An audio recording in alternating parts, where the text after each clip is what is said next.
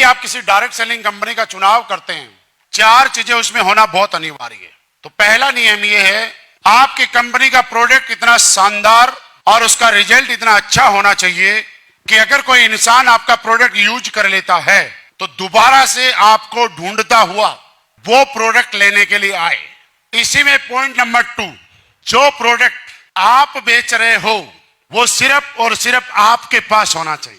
वो प्रोडक्ट अगर आपके पास नहीं है, मार्केट में कहीं भी मिलता है, तो लोग उस प्रोडक्ट को लेने के बाद, यूज करने के बाद दोबारा आपके पास नहीं आएंगे। जैसे कि आपने किसी शोरूम से एक मारुति खरीदी और एक शोरूम से BMW खरीदी और लेके आप जयपुर से दिल्ली जा रहे हैं और मारुति भी खराब होगी और BMW भी खराब होगी, तो मारुति वाला आसपास के किसी भी मिस्त्री से ठुकवा पिटवा के उसको ठीक करवा लेगा। लेकिन मैं आपसे जानना चाहता हूं, क्या BMW वाला किसी भी लोकल मिस्त्री से अपनी गाड़ी ठीक करवा सकता है? BMW वाला दोबारा से क्रेन बुलाएगा, हेल्पलाइन नंबर पे कॉल करेगा, लेकिन अपनी गाड़ी को ट्रक में रख के उस शोरूम पे भेजेगा जहां से उसने खरीदा था। समझने वाली बात यह है कि मारुति के वाले ने जब कार बेची उसके बाद कोई गारंटी नहीं है कि मारुति वाला दोबारा से उस गाड़ी से पैसे कमाए। लेकिन अगर BMW ने कोई कार बेची है तो ये कन्फर्म है कि BMW वाला चाहे 500 किलोमीटर दूर चला गया, लेकिन वो शोरूम उस BMW कार से जिंदगी भर पैसा कमाएगा। क्योंकि मारुति वाला बाहर लोकल मिस्त्री से सर्विस करवा सकता है, लेकिन BMW वाला कभी भी बाहर के मिस्त्री से सर्विस, यानी मारुति जिसने बेची, लोकल प्रोडक्ट जिसने बेचा, वो कहीं से भी रिप्लेस हो सकता है, ठीक हो सकता है, लेकिन जिसने क्वालिटी प्रोडक्ट बेचा उसके पास आना पड़ेगा। इसका मतलब आपका प्रोडक्ट ऐसा होना चाहिए जो सिर्फ और सिर्फ आपके पास हो। अगर आपने एक बार प्रोडक्ट प्रमोट किया, उसको अच्छा लगा और वो कहीं भी मिल गया, तो ये सिर्फ आपकी एक्टिव इनकम में काउंट होगा। लेकिन आपका प्रोडक्ट अगर आपके पास ही मिलेगा, उससे आपकी पैसिव इनकम आएगी। दूसरी चीज, डायरेक्ट सेलिंग में एक चीज बड़ी अच्छी चीज समझाई जाती है कि 100 में से 10 लोग काम करते हैं, 90 लोग काम, या कई कई जगह यह भी बताया जाता है कि 10 लोग डटे रहते हैं और 90 लोग छोड़ के भाग जाते हैं। नहीं, ये सिर्फ एक गलत धारणा है। डायरेक्ट सेलिंग में 10% लोग एक्टिवली काम करते हैं, लेकिन अगर आपका प्रोडक्ट का रिजल्ट अच्छा है, प्रोडक्ट वर्थ वाला है, आपके यूज वाला है, प्रोडक्ट की क्वालिटी अच्छी है, तो 90% लोग आपके प्रोडक्ट के लाइफ टाइम के लिए यूजर बन जाते हैं। हम लोगों ने आज तक जो मेहनत करते हैं, प्रॉपर और लगातार अच्छे पैसे क्यों नहीं कमा पाते? क्योंकि हम 10% लोगों पे डिपेंड हो जाते हैं और 90% लोग जो हमारे यूजर थे, जो प्रोडक्ट को यूज करने वाले थे, हमारे एसपी जनरेट होने वाले थे, उन लोगों को हम छोड़ देते हैं। यानी 90% मार्केट को, 9 गुना मार्केट को हम पहले दिन ही साइड कर देते हैं। अगर आपका प्रोडक्ट अच्छा है, क्वालिटी अच्छी है, रिजल्ट अच्छा है, तो ये 90% लोग आपके साथ बिजनेस तो नहीं करेंगे, लेकिन ये प्रोडक्ट को यूज करते हैं। पॉइंट नंबर 2, आपका प्रोडक्ट अच्छा होना किसी भी कंपनी में आपकी सफलता की गारंटी नहीं है। प्रोडक्ट मानते हैं बहुत बढ़िया है, दुनिया का सबसे शानदार प्रोडक्ट है, लेकिन उसके लिए जरूरी है कि 90% लोगों तक प्रोडक्ट जो लेके जाते हैं, वो आपके टीम में काम करने वाले 10% जो एक्टिव लीडर्स हैं वही लेके जाते हैं।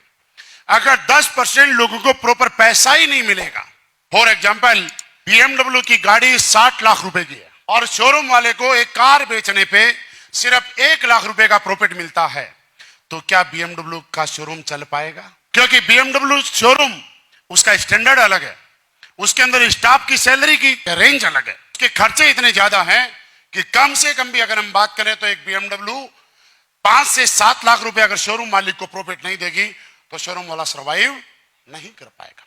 वैसे ही अच्छे से अच्छा प्रोडक्ट बेचने के लिए दूसरा कारण ये होता है कि आपकी कंपनी का पे आउट सिस्टम क्या है। इंडिया में जब से डायरेक्ट सेलिंग चली है, ऐसे तो बहुत सारे प्लान आए हैं, लेकिन अगर वैसे प्लान की बात करें जो प्लान एक महत्व रखते हैं और जो प्लान मार्केट में स्टेबल हुए हैं, तो तकरीबन 3 तरह के प्लान ने यहां पे काम किया है। पहला प्लान मैचिंग प्लान आप बोल सकते हैं, इंसेंटिव बोल सकते हैं, या इसको बाइनरी प्लान भी। देखिए, हर प्लान की एक खूबसूरती है और एक हर प्लान में कमी भी है।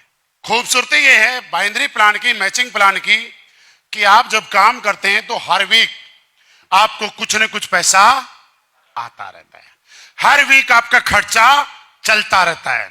लेकिन इसका माइनस पॉइंट यह है कि लंबे समय तक काम करने के बाद भी आपके पास अकाउंट में बैलेंस नहीं हो पाता है। आपको वीकली जितना पैसा आता है उससे ज्यादा या उतना कहीं ना कहीं खर्च हो जाता है।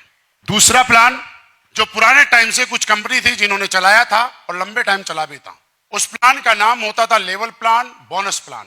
उस प्लान से मतलब यह है कि आपको हर रैंक पे, हर लेवल पे एक पैसा मिलेगा और जब वो पैसा आएगा तो ठीक ठाक पैसा आएगा, आपके अकाउंट का बैलेंस बढ़ेगा। लेकिन शुरुआती 2, 4, 5, 7 रैंक के बाद आपको अगले रैंक का जो पैसा आता है वो लंबे टाइम के बाद आता है। अब अगले रैंक का पैसा लेने के लिए जब साल लग जाता था कंपनियों में, तो बहुत सारे लोग जिनको डेली के खर्चे मेंटेन करने के लिए पैसे नहीं थे, तो वो लोग आधा रैंक होने के बाद, नियर बाई पहुंचने के बाद, अपने सारे जमा पूंजी खर्च करने के बाद भी उस बिजनेस को छोड़ के चले जाते थे और सारा इतने टाइम का पैसा कंपनी के पास ही बच जाता। ये इसका माइनस पॉइंट है। अब यहां पे सर मैं थोड़ा सा एसलीपीएस वेलनेस को ऐड करना चाहूंगा। एसलीपीएस वेलनेस ने मार्केट के हर प्लान की खूबसूरती को पकड़ा और हर प्लान की जो कमी थी उसको दूर करने की कोशिश की।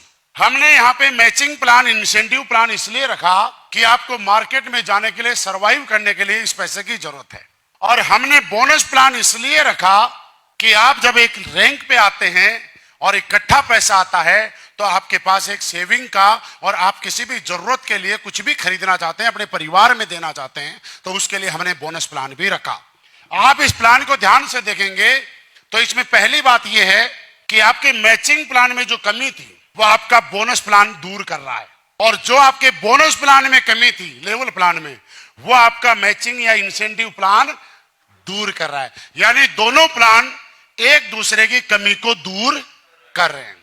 अब इंडिया में जो तीसरा प्लान है उसको बोला जाता है जनरेशन प्लान। जनरेशन प्लान मतलब जिसमें जब प्लान दिखाया जाता है तो कई कई करोड़ रुपए कमाने के सपने दिखाए जाते हैं। ये बात अलग है कि वो उतना कमा नहीं पाते हैं। अब उस सपने में पहली बात ये हो जाती है कि जिस तरह से हमने लेवल प्लान की बात की, बोनस की, इंसेंटिव और बाइनरी प्लान की बात की, यहाँ पे तकरीबन 2 लेग पे काम करके भी एक आदमी अच्छा पैसा कमा सकता है। लेकिन जनरेशन प्लान में मल्टीपल लेग होती हैं, 2 leg, 7 leg, 10 leg, 12 leg, 15 leg, multiple leg होती हैं। आप जितने लेग ज्यादा चलाने में सक्षम है उतना ही ज्यादा पैसा आप कमा सकते हैं, या जितनी ज्यादा लेग आप मेंटेन करने में सक्षम है उतना ही ज्यादा पैसा कमाना चाह रहे हैं। मैं आपसे सिर्फ एक छोटी सी बात बताना चाहता हूं। जब किसी बाइनरी प्लान में या मैचिंग प्लान में या इंसेंटिव प्लान में बहुत सारे लोग ऐसे हैं जिनका एक लेग का बिजनेस बहुत बड़ा हो चुका है और दूसरी लेग आज भी वो स्ट्रगल करने के बाद भी चला नहीं पा रहे हैं। सर, जानने वाली बात यह है, जब एक लेग इतना स्ट्रगल करने के बाद भी कवर नहीं कर पा रहे हैं तो क्या एक आदमी 6 लेग, 8 लेग, 10 लेग कभी मेंटेन कर पाएगा? यानी कहने को तो इसमें करोड़ों का पैसा है, लेकिन इसमें हिडन कंडीशंस और कंडीशंस ऐसी लगी हुई है कि हर आदमी चाह के भी और कितनी मेहनत कर ले लेकिन यहां पे पैसा लंबे टाइम तक नहीं कमा सकता। इस तरह का प्लान जिन भी कंपनियों में है, उन कंपनियों में लोग पैसा तो कमाते हैं, लेकिन कुछ और चंद लोग पैसा कमाते हैं जिनको आप अंगुलियों पे गिन सकते हैं। सर, हमारी कंपनी ने इन तीनों प्लान को मर्ज करने की कोशिश की। यहां पे हमारा लेवल प्लान भी चला, मैचिंग प्लान भी चला और जनरेशन प्लान, यानी हमारे इस प्लान में आप रिपर्चेज करें चाहे फर्स्ट टाइम परचेज करें, आपको जनरेशन प्लान क्यों है? क्योंकि हमारे यहाँ पे जितना आपके एसपी जनरेट होता है आपके डाउन में, उससे आपका लेवल भी होता है और उसका से आपका वीकली चेक भी जनरेट होता है। ये हमारे प्लान की सबसे अच्छी खूबसूरती है कि तीनों प्लान की जो अच्छाइयां थी वो हमने यहाँ पे डाली हैं और तीनों प्लान की जो कमियां थी वो जब तीनों प्लान आपस में मिक्स हुए तो अपने आप ही खत्म हो गए। 2 चीज होगी। लेकिन सर,